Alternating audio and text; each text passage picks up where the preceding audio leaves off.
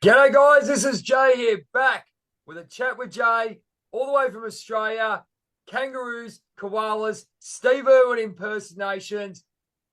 Remove your mask, write your story. I enjoy what I do. As I said last time, I had a lovely lady, Soraya, on from Thailand. Now I'm going to get on my plane and go to Oregon in the USA. And a great friend of mine I met, and she's a lovely lady, Jacquie Elliott. She's a life, spiritual, and relationship certified coach.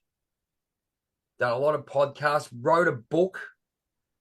I mean, and we've been talking for a little while. We were really excited to get this interview happening. I mean, it's such a wonderful thing to get to know a lot of different people in different, I guess, elements and aspects of life. It's great. Doesn't matter what background you've got or where you're from, and it's just great to get the lessons, the messages, and the gifts out because people need to hear from so many people. Jacquie, welcome. Finally, we've done it. Yes. And thank you so much Thank for you, being. Jay. No, Yeah. it's gonna be a great chat. So let's get started. What do you tell us a little bit about yourself and tell us all Well, about it? as you said, I'm a certified life, relationship, and spiritual coach. And I've written this book called The Silent Bully, A Journey from Abusive Brain Chatter to Self-Love. And the subject that I'm most passionate about is something that I coined called abusive brain chatter. Yep. And so many people can relate to that bully in the brain. And we normalize it. And that's what that's what I did for much of my life. I went through the journey myself. So the book is kind of a memoir, my journey, and then how I've helped others to navigate that.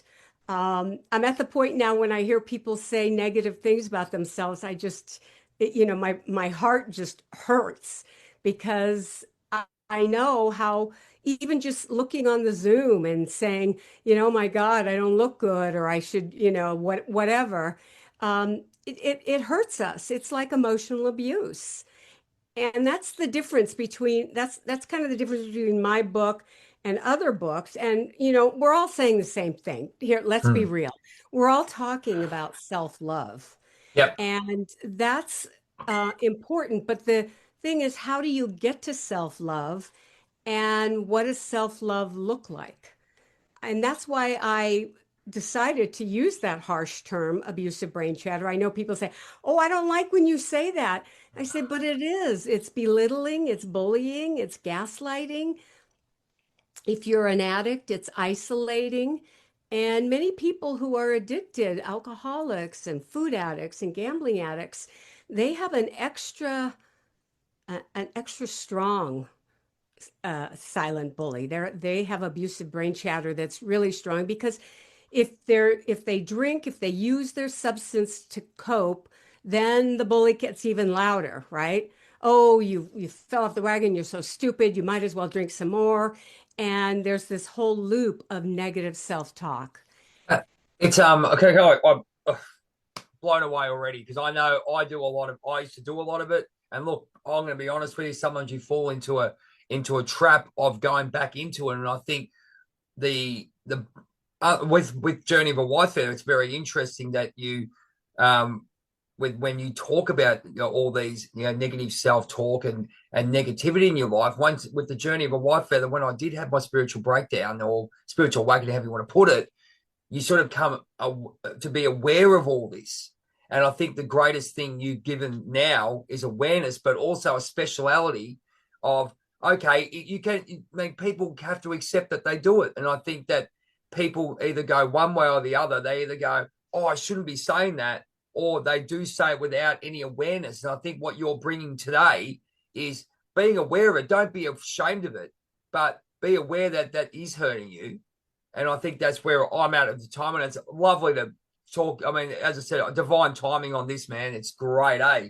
So I talk really Australian. So if you so if I go off with my Aussie accent, but I think it's a wonderful thing. I think you're giving people comfort in if they do say it. I mean, as I said, we do have those days, but I think what you're teaching there is to accept what it is and have awareness and have accountability, but also be gentle with yourself. Am I not wrong? Oh, no, absolutely. In fact, the program I teach is are the ABCs so that you remember really easy.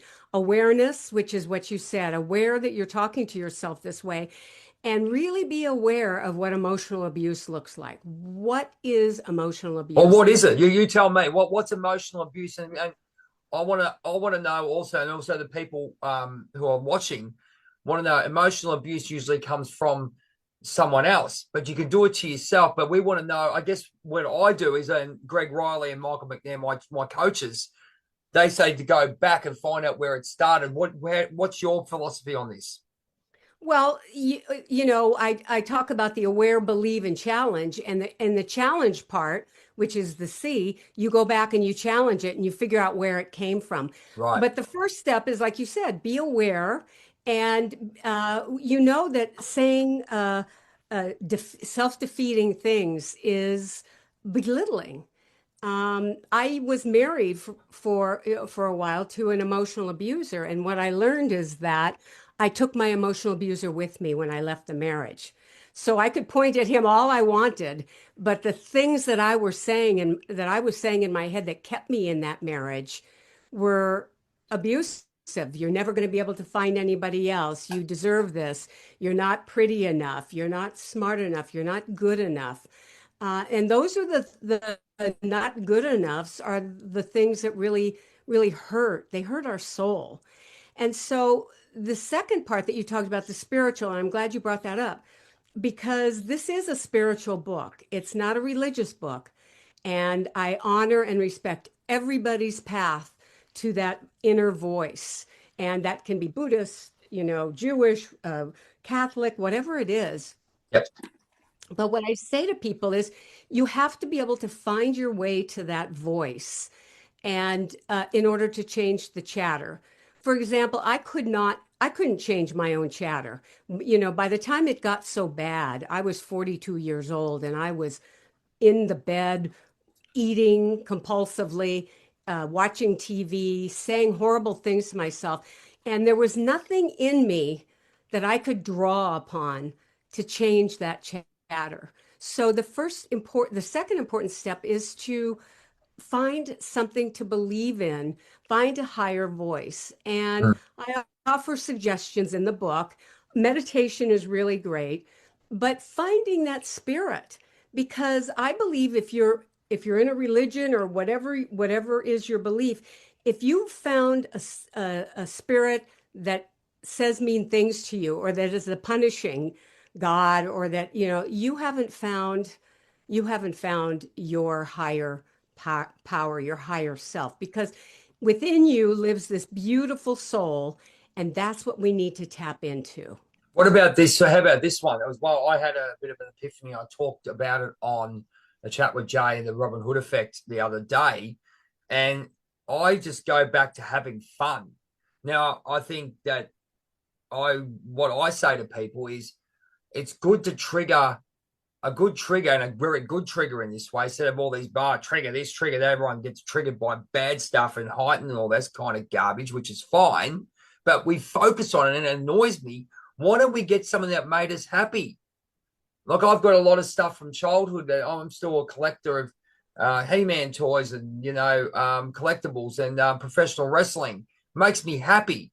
So that's where you get your vibe up. And I think that's what you're talking about. If you can get out of that vibe, which you have, which is awesome, you could get that. So I think those things really give you some a start to something to believe in, and maybe grounding as well. What would you think about those two suggestions? Oh yeah, absolutely. I mean that's self-love. In fact, the workbook, the work in my book, I talk about not doing work or homework. I call it self-love work. And if going out for the day and just saying, I think I've hit my max. I'm at, I'm at 100%. I'm just going to go out and play. Um, that is wonderful. Now, what happens to a lot of people who have abusive brain chatter is their chatter says, You can't go out and play. How can you go out and play? You haven't worked enough. You have to do A, B, C, and D to go out and play because that's lazy. That's when we get into trouble. And that's when we have to do the C of the ABCs, which is challenge our core belief. And somewhere you were told that you have to work really hard in life and you're not allowed to enjoy life, Yep. and that making money is really important and more important than your own self, your own self journey. Yep. So, I so agree with you. Yes. yeah, and so what I do for myself is sometimes I'll hear the voice and I'll say, okay, like especially writing my book, that voice, I mean, here I'm writing about this book, and then my voice comes up and stands behind me and says, "You're going to write that? Oh, they're not going to, who's going to read this?" I have all of How, these. how much that happens, Jackie? It's amazing that, we live in that society, and especially and I think you're really fighting, say, the black dog and the white dog, or however you want to put it, the white wolf, black wolf, however you want to put it, because you really become it when you get that awareness and find that superpower like you just did. You're really Yeah, finding it. I think, and I'll put in just to add. I mean, when you said we have to work and all that stuff, obviously a balance between being excited about something and actually taking a step back. And I think people have to. There's a damn fine line between that, because you lose yourself. And then look, as I said, this is relevant to me totally what you're saying.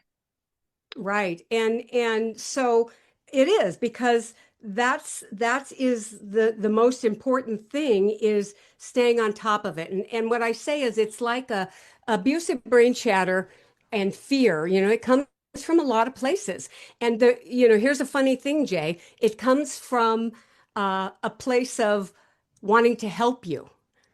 See, when I have my Okay. clients, I do a lot of talking to that voice. We do a lot of work. And usually what happens is that voice says, well, I don't want them to make a mistake. I don't want them to screw up. I don't want her to, she's writing this book and she's going to be, people are going to laugh at her. No one's going to read it and she's going to feel awful. That's kind of what it's saying, to me, Yeah. you're going to feel Yep. Yep. terrible. Yep. And so I have to stop and acknowledge that, um, you know what? I hear that you're trying to protect me. I understand that. But I really want to do this. So then I tap into my higher source and I say, okay, why am I writing this book? And my higher source, which, I call my higher power, um, says to me, you have a message and I'll help you write this book. So don't listen to that voice. We've got this. You've got this, Jackie.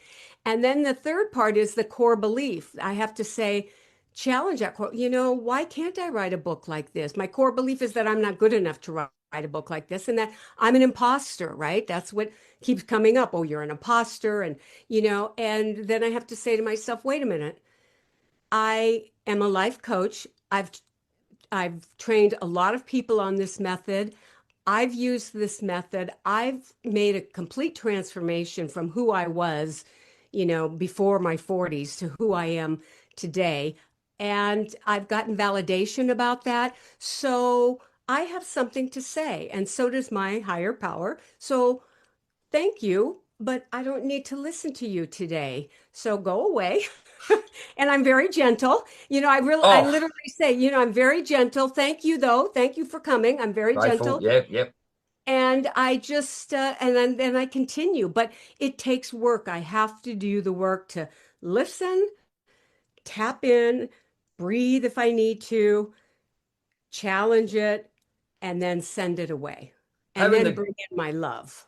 having the guidance, I think, is big, because we can go through that. And I know you're talking exactly the way I went through things. And look, I at the moment, as I said, it's great. It's divine timing that you're talking about this, because you get to a point where you actually feel and you can actually speak to that higher voice. I mean, I always say it's from head to heart.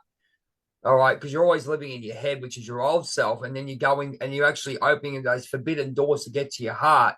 And it's a big thing. And then you're fighting those, I'll call it demons for that, for use of a better word, right? Yeah.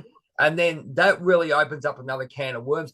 Can I ask you, when you get people to actually go into their heart and people are scared to be themselves, let's be honest. I'm, I might be a public speaker and all this, MC and run the Village People Tribute and all the other stuff, but that is part of me. But the journey of a Whitefeather, this book like yours, is me. So exposing myself is huge because of the fact the way we were brought up or whatever happened was influenced that way. And we are breaking patterns and it's damn hard. So and just sorry to interrupt there. What I wanted to ask you was regards to what do you do when people's things come up? Like, do you work with them yourself, or do you have like other practitioners you can go on? Like, if I had someone like now that you and me have connected, I've gone, hang on, Jacquie could be the one to talk to, I reckon. Do you have that kind of thing, or do you do everything yourself? And how do you cope with when people do go into some? Oh, I guess they don't really cope with that true inner voice.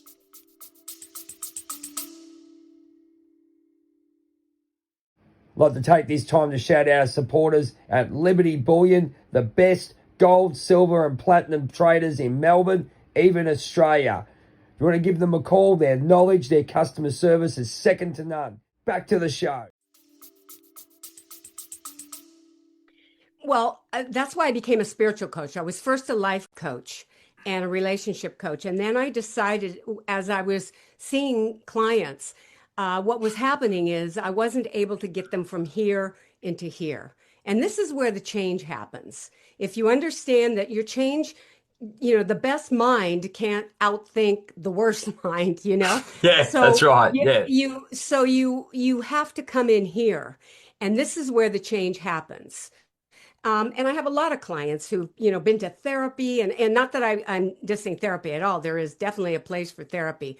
Therapy is archaeology and digging through the ruins, but the life coaching is about stepping forward now, architecture, how are we going to build your life?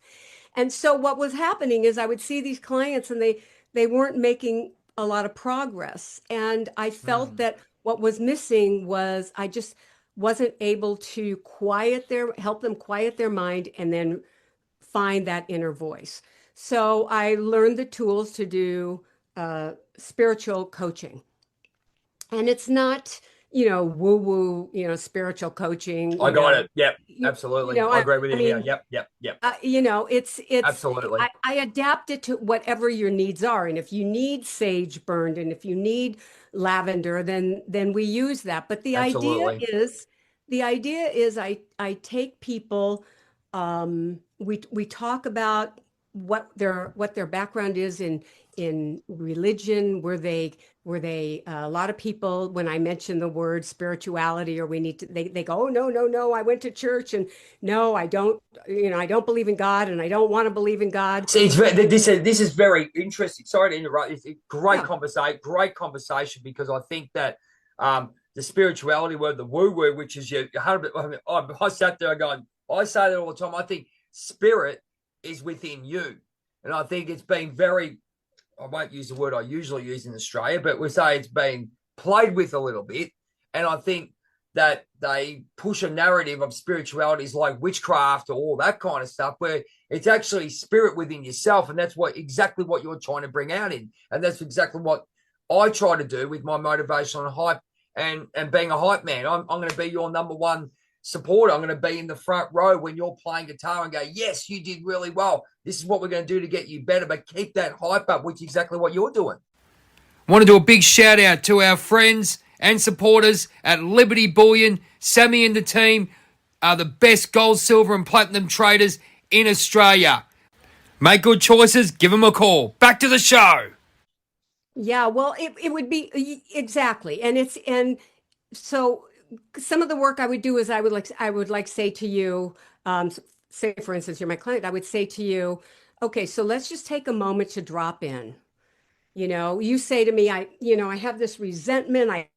At work, my boss is overworking me and, blah, blah, blah.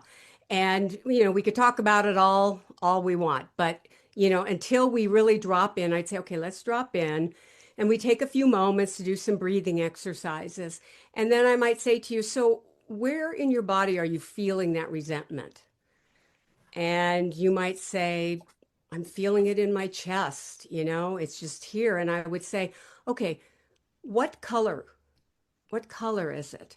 And you might say it's red, it's a bright red. And I'd ask, well, what shape is it? So you see, you're out of your head now, right? I've got you out of your head and you're kind of going internal here.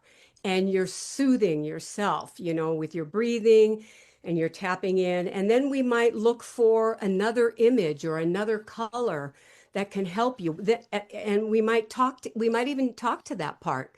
So let me hear about your resentment, Jay. What is your resentment? What does your resentment want to tell you? What is that red, bright light trying to tell you? What does it need? So we kind of get in, we start giving you what you need so that you can draw upon that when it happens again. And and so that's the level of spirituality. It's really kind of going in. And if you believe in God, then we take it even a step further. We might say, what is your higher power telling you right now? What do you want to ask your higher power? What do you need from your higher power? And so you're out of your head, you're in your heart, you're calm, your breathing is calm, and you're finding answers. Oh, And it's amazing. It's amazing. It really is. You're doing wonderful. I can see you doing some wonderful work. You're an angel from above. Seriously. thank No, you. I did. Yeah, I mean, and as I said, divine timing on what we're talking. I'm going to ask you a little bit of a harder question in some way. What about the negative Nancy's and not the haters, but the people that question it? Because we know what's happening in the planet these days. They're trying to push us away from ourselves and trying to and where the warriors coming in to help us to help people reconnect with their heart is exactly what you're doing. Whatever superpower you've got, me with the hype and yourself, the spirituality and then the calmness, but we're all trying to get that people to love themselves again. And it's a Right. connection between what we're doing. So it might be you could do better than me in some cases because you're connected to the person, or I could. It's not a competition, but it's just the way the journey works. What problems have you seen, or have you had any issues? I'm sure you haven't, but have you seen it in the community with it being the way it is? Because there's a lot of stuff I could talk about in a minute. But what have you seen? Have you seen a change in that at all? Or have you seen people being resistant to it, or pushing back against it and saying it's crap, or whatever it may be? Have you? Well, What do you think? yeah, I think in fact, I had a wonderful discussion with a gentleman who was an intellectual, and he was asking me, we were at a dinner party, and he was asking me about spirituality, and he was trying to explain to me that it's really the part of my brain that's doing this and this part of my brain, and rationally there is no such thing. And I said to him, uh, you may say that, and you may not have felt it, but I have. And that's what I help people do. And I'm not telling people what to believe. I just know that when I tap in, I feel better and I'm better to people. Like you said, the world right Abs- now is awful. When you love yourself, when you find your soul, that's one of the things I go on a journey, help people go on a journey to mm, find their original soul. Like, at what age did you lose it? At what age did you that's cover it up? amazing. Yes, And amazing. so Yes. I help them learn. And of course, it's all symbolic. I say, you don't have to believe this. Don't believe in what we're doing. Don't believe in the soul, but just go with me. And it feels good. Just go with where it's feeling good. People don't And want to do then, that though, Jack. Well, this is the problem. I mean, as I said, I'm just going devil's advocate because I mean, seeing you now, see the white aura around you. I don't see auras, but it's white. It's white angel aura as far as I'm concerned.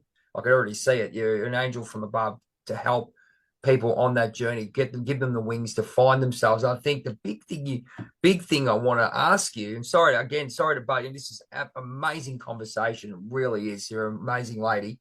Um, losing yourself usually comes at a child's age, doesn't it? And they usually go back. Would you say they regress back to, say, I don't know, maybe 4 or 5 or 6 or something, or do you think, or maybe even 10 years old? Do you find what do you find? Can I ask you? Because I mean, a lot of people will say they'll go because then the inner child stuff comes in, and then they go focusing on the bad stuff that happened to a kid instead of what you're saying. Look at it, acknowledge it, and let's move. Let's use it to empower ourselves. What do you think about that? Well, most people that I've taken, there's been one person who couldn't find their soul. They regressed even further, and that was okay. But most people, find it at a young age. And we do the meditation that I lead them on is to, we kind of go back with our higher power, our spirit. We're going back, and then we find where it was. Where was that light?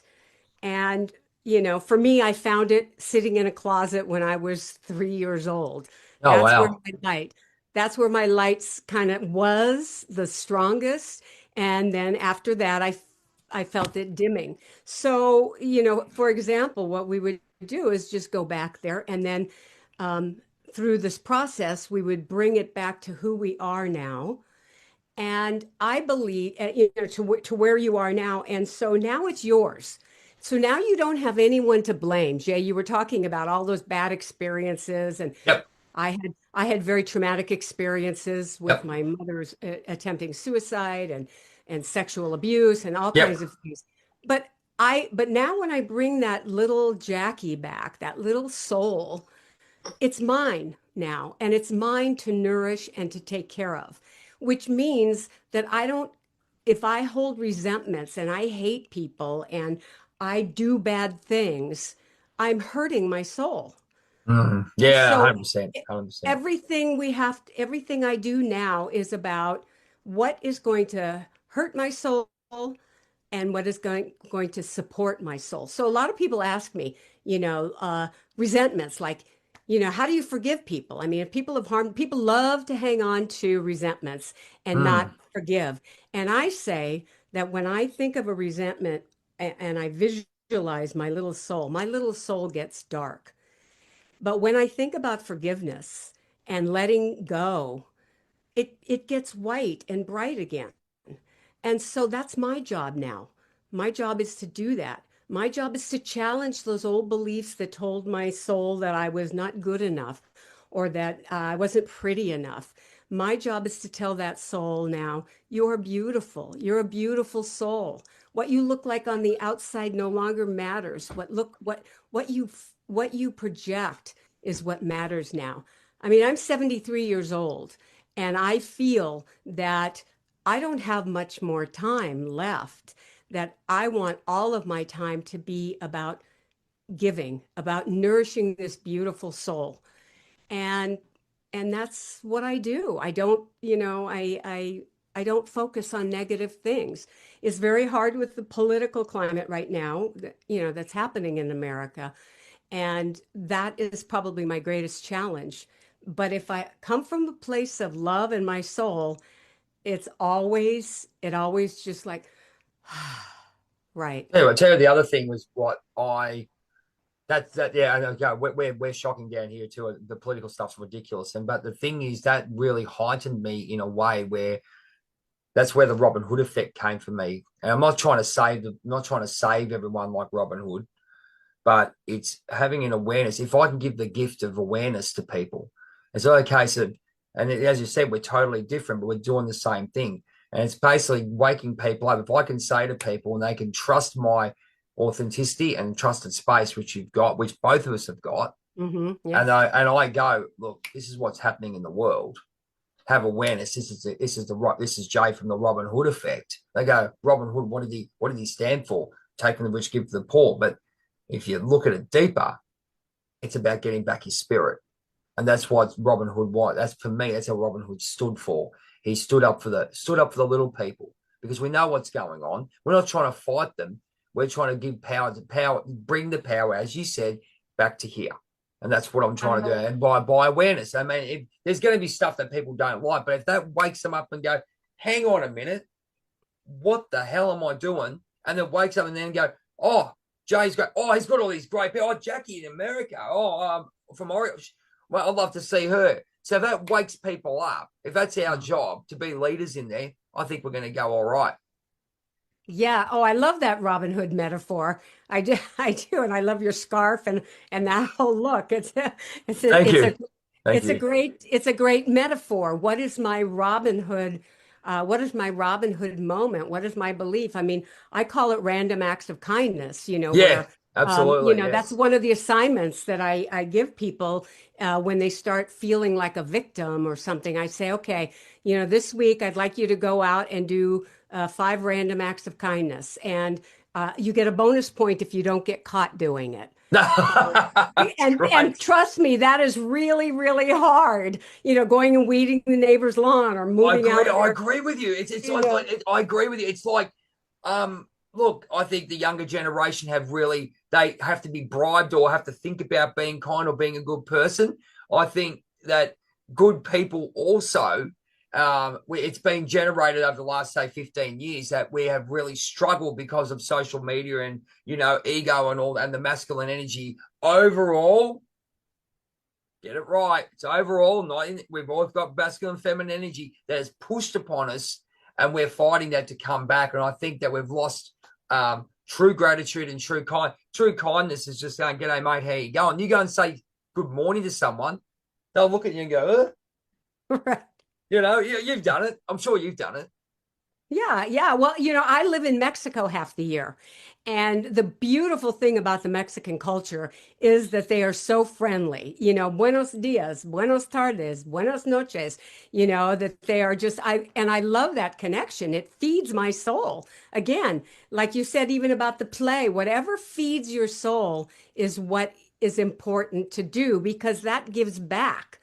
And that's why it's so important. This message is of self-love is so important because if I can talk to myself that way, then I can talk to other people that way. And I can have resentments to other people. And I always say there's no space in my life for resentments. I mean, I have let go of a lot of resentments, and people say to me, how could you let go of that resentment? Here's what they did to you. I can't, how can you let go of that? And I say, because I can't love myself unless I let go of that resentment. And I can't quiet that that talk, that abusive brain chatter. And without having a loving voice that I can always call on. And that's what you and I are teachers of, just always having that loving source to call upon so that you can uh, be your authentic self. You can live who you really are when you And be love. honest about and just be honest about it, I think, in a lot of ways.